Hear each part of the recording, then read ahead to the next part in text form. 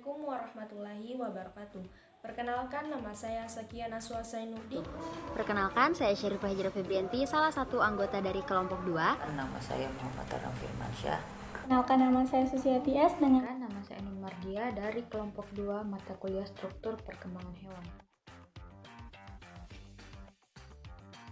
Atau sistem kerangka adalah suatu sistem yang memberikan dukungan fisik pada makhluk hidup untuk dapat bergerak. Sedangkan rangka merupakan kumpulan tulang yang membentuk tubuh dan dapat bergerak saat dikombinasikan dengan otot. Rangka juga memiliki berbagai macam fungsi yang vital pada tubuh, dari memberikan pergerakan hingga menyimpan mineral. Sistem rangka memiliki banyak fungsi, diantaranya yaitu yang pertama, memberikan pergerakan. Fungsi rangka yang pertama adalah menopang berat badan agar dapat membantu tubuh untuk berdiri dan bergerak. Hal ini berkat kerjasama dari sendi, jaringan ikat, dan otot sehingga pergerakan dapat terjadi. Yang kedua, menghasilkan sel darah. Tulang mengandung sumsum tulang yang berfungsi untuk memproduksi darah merah dan putih.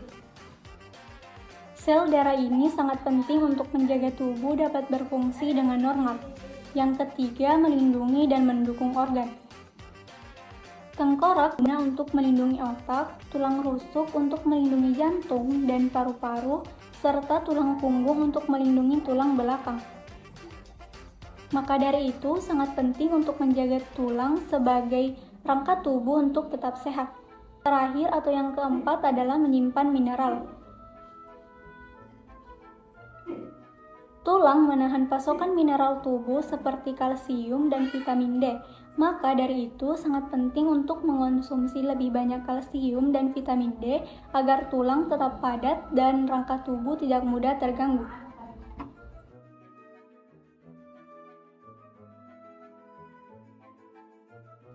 Berdasarkan zat penyusunnya, tulang dapat dibedakan menjadi tulang rawan atau kartilago dan tulang keras atau osteon. Apa itu tulang rawan dan apa saja penyusun dari tulang rawan tersebut? Tulang rawan atau kartilago merupakan kumpulan jaringan rawan yang disusun oleh sel-sel tulang. Sel-sel tulang itu disebut dengan kondrosit. Kondrosit ini dibentuk oleh sel-sel tulang rawan yang masih muda dan disebut dengan kondroblast. Kemudian tulang tersebut dibungkus oleh sebuah lapisan yang dinamakan perikondrium. Pada tulang rawan terdapat banyak zat perekat berupa kolagen dan sedikit mengandung zat kapur. Itulah kenapa tulang rawan bersifat lentur. Selanjutnya ada macam-macam tulang rawan. Tulang rawan memiliki beberapa jenis tulang, yaitu tulang rawan hialin, tulang rawan serat fibrosa, dan tulang rawan elastis. Yang pertama ada tulang rawan hialin. Tulang rawan hialin ini merupakan penyusun rangka embrio atau janin yang akan berkembang menjadi tulang keras. Sifat dari tulang rawan ini yaitu lentur, semi transparan, dan berwarna putih kebiruan. Selain pada embrio, tulang rawan hialin juga terdapat pada sendi gerak ujung tulang rusuk, tulang hidung, bronki, dan trakea. Kemudian tulang rawan yang kedua yaitu tulang rawan fibrosa. Tulang rawan fibrosa memiliki banyak serabut kolagen dalam matriks. Matriksnya berwarna keruh dan gelap, serta kuat dan kaku. Tulang rawan fibrosa terdapat pada tendon, ligamen, dan ruas-ruas tulang belakang. Kemudian pada tulang rawan yang ketiga, ada tulang rawan elastis. Tulang rawan elastis ini berwarna kekuningan dan matriksnya mengandung serabut elastis. Tulang ini dapat kita jumpai pada daun telinga dan epiglotis. Ciri dari tulang rawan tersebut, untuk ciri yang pertama, berbentuk khusus jaringan ikat dengan fungsi utama menyokong jaringan lunak.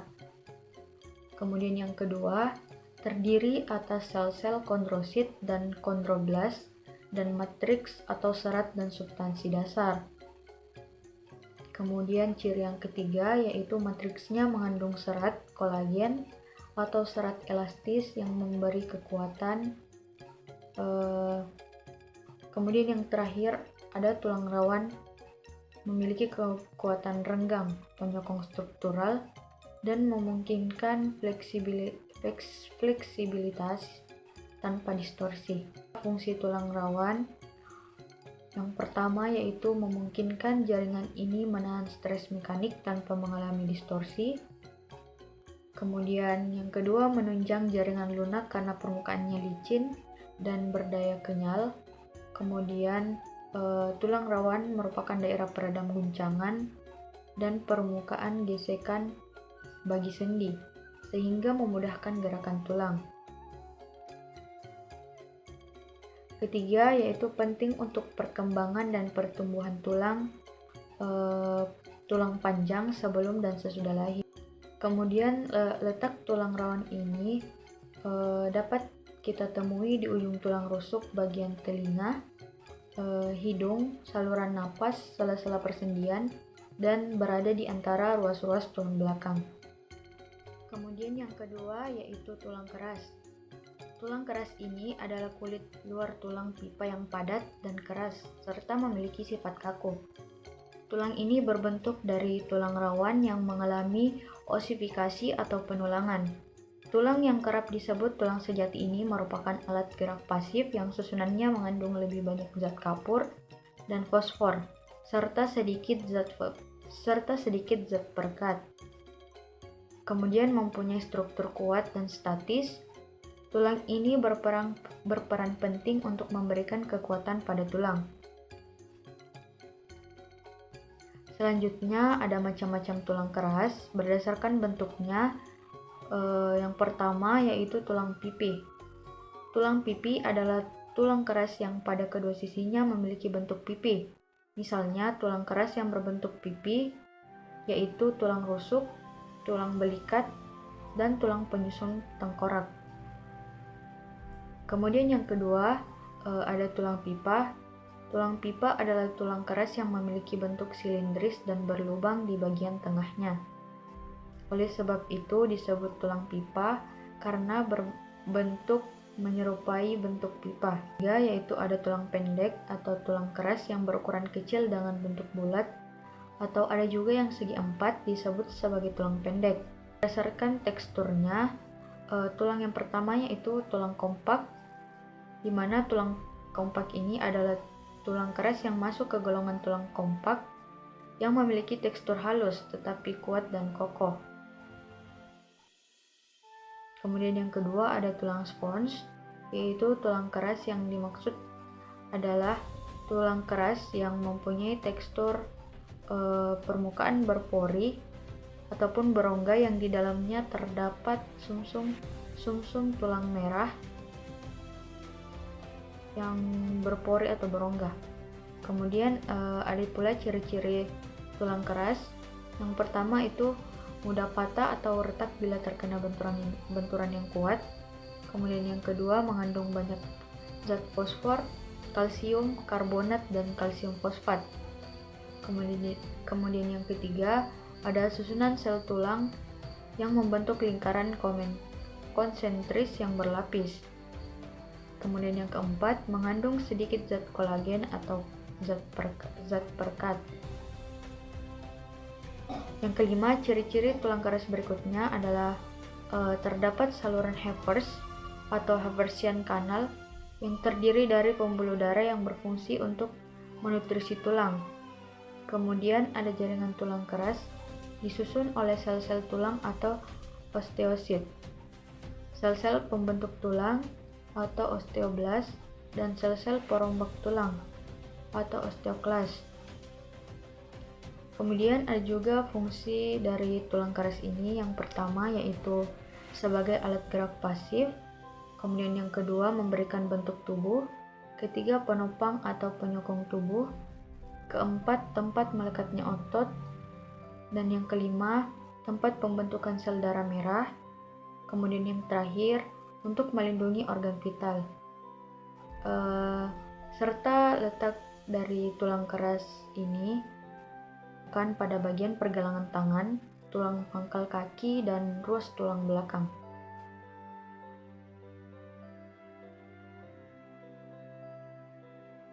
Nah, sendi ini terbagi menjadi dua, ada yang berdasarkan strukturnya dan ada yang berdasarkan geraknya. Berdasarkan strukturnya ada 3 macam. Yang pertama ada sendi sinoval, yang kedua ada sendi cartilaginosa, yang ketiga ada sendi fibrosa. Nah, sendi sinoval ini merupakan jenis sendi yang paling umum ditemukan pada tubuh manusia. Sendi ini memiliki cairan sinoval di dalamnya yang berfungsi sebagai pelumas dan mencegah terjadinya gesekan antar tulang. Nah, contoh dari sendi sinoval ini seperti sendi siku, lutut, dan bahu. Yang kedua ada sendi cartilaginosa. Sendi cartilaginosa merupakan jenis sendi yang terdapat di antara tulang rawan. Jenis sendi ini memiliki permukaan yang licin sehingga memungkinkan tulang untuk bergerak dengan bebas. Contoh sendi cartilaginosa itu seperti sendi vertebrae, sendi tulang rusuk dengan sternum, dan sendi antara tulang punggul dan tulang ekor. Nah, sendi yang ketiga ada sendi fibrosa yang dimana merupakan jenis sendi yang terdiri dari jaringan ikat fibrosa yang menghubungkan tulang-tulang. Jenis sendi ini biasanya tidak memungkinkan gerakan yang besar karena jaringan ikat yang menghubungkan tulang cukup kuat. Contoh dari sendi fibrosa ini seperti sendi antara tulang tengkorak dan sendi pada gigi. Nah, yang kedua ada sendi berdasarkan gerakannya. Sendi berdasarkan gerakannya juga ada 3 macam, yaitu yang pertama ada sinartrosis, yang kedua ada amfiartrosis, dan yang ketiga ada diartrosis. Yang pertama itu sinartrosis yang biasa disebut dengan sendi mati karena merupakan persendian yang tidak memungkinkan terjadinya pergerakan sama sekali. Terdapat 2 macam dari sinartrosis ini, yaitu ada sinkondrosis dan sinfibrosis, yang dimana sinkondrosis ini jika antara kedua ujung tulang rawan atau kartilago, contohnya hubungan antar segmen pada tulang belakang. Sedangkan untuk sinfibrosis apabila kedua ujung tulang dihubungkan oleh serabut jaringan ikat, misalnya persendian tulang tengkorak. Yang kedua ada amfiartrosis. Amfiartrosis adalah bentuk hubungan antar tulang rawan yang menyebabkan ada sedikit gerakan. Amfiartrosis ini dibedakan juga menjadi 2 macam, yaitu ada simfisis dan sindesmosis. Simfisis ini merupakan persendian yang dihubungkan oleh jaringan tulang rawan yang tipis, misalnya pada tulang kemaluan dan sendi antar tulang belakang.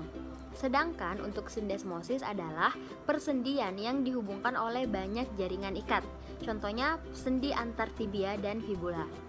Yang ketiga ada sendi berdasarkan gerakannya, yaitu sendi diartrosis, yang dimana diartrosis ini merupakan bentuk hubungan antar tulang yang memungkinkan terjadinya gerakan, sehingga disebut juga dengan sendi gerak. Gerakan tersebut dapat terjadi secara satu arah, 2 arah, atau bahkan dari segala arah. Contoh dari sendi gerak ini yaitu seperti sendi pelana, sendi peluru, sendi putar, sendi engsel, dan sendi geser.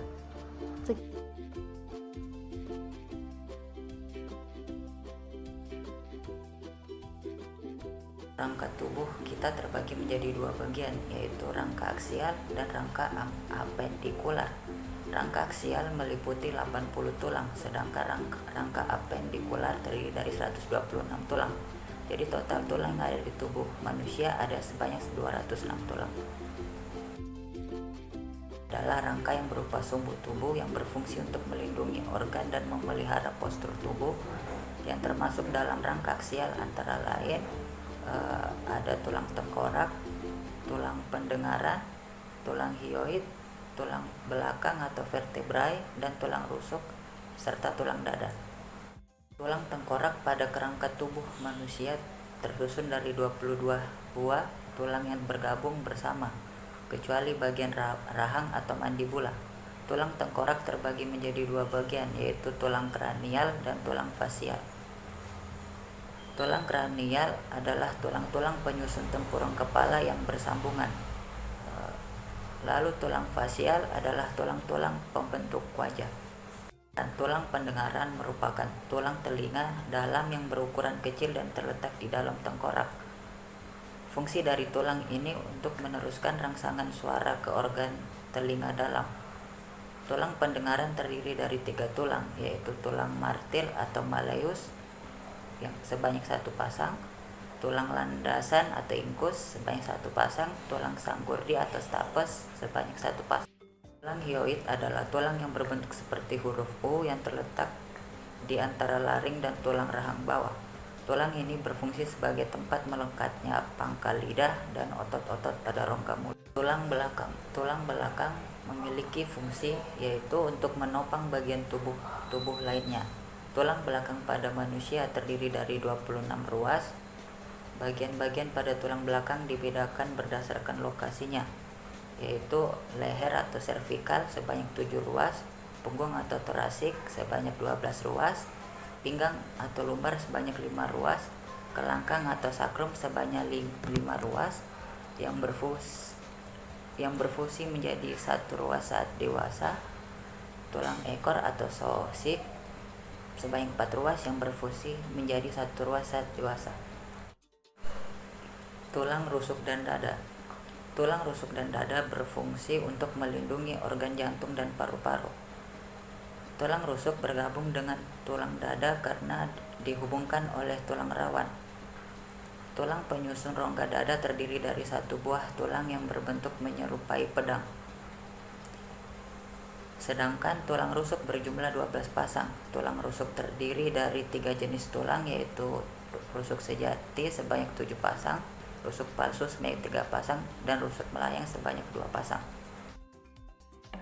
Fungsi utama dari rangka apendikular adalah rangka yang berperan sebagai anggota gerak tubuh. Tulang manusia yang termasuk ke dalam rangka apendikular diantaranya yang pertama itu gelang bahu atau pektoral. Gelang bahu ini merupakan rangka yang berfungsi sebagai penghubung rangka apendikular atas dengan rangka aksial. Gelang bahu terdiri dari 2 bagian tulang, yaitu tulang selangka dan tulang belikat. Yang kedua itu ada anggota gerak atas. Tangan dan lengan merupakan anggota gerak bagian atas. Tulang pada bagian lengan terdiri dari tulang lengan atas atau humerus, pengumpil atau radius, hasta atau ulna. Selain itu, pada tangan terdapat beberapa bagian tulang, yaitu tulang pergelangan tangan atau karpal, tulang telapak tangan atau metakarpal, serta tulang jaringan tangan atau falangus. Yang ketiga itu anggota gerak bawah. Gelang panggul atau pelvic, tulang panggul atau gelang panggul berfungsi untuk menghubungkan kaki dengan rangka aksial. Gelang panggul terdiri dari atas 3 pasang tulang yang bersatu, yaitu tulang usus atau tulang ilium, tulang kemaluam atau pubis, tulang duduk atau isium.